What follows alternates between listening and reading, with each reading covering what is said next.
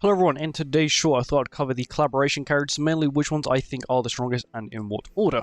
So, firstly, we'll start from number 1 and we'll work our way back. Number 1's gotta be Sho.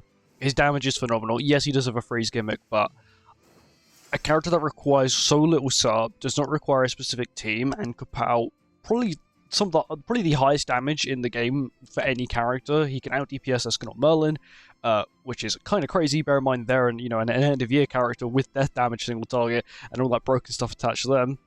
Sho is somehow able to just outclass them, which is really crazy. The only difference is once again CC. Sho has less CC, but that is completely fine when you're putting out damage numbers like Sho does, and it's not really too big of an issue. Number 2 has to be Shinra. His damage is good. He's quite good for certain content that ignites are quite prevalent in. I do think he will be actually very good in Hero Arena, maybe the higher difficulties of Hero Arena because of how his passive works. He gets a damage increase, got that. You also got damage reduction for ignites as well, which is pretty handy. And then, his actual AoE damage is quite crazy and quite good. Once again, it's going to be somewhere where you're going to need to be able to use debuffs, and that is where I believe Hero Arena, Legend League, stuff like that, where he will come out and shine. But currently, he's not too bad in PvP, but Sho's damage is just so creamy. I feel like even if Sho isn't the best in PvP, I don't think I can knock him down at all, because his PvE damage is so god tier. It's actually unbelievable.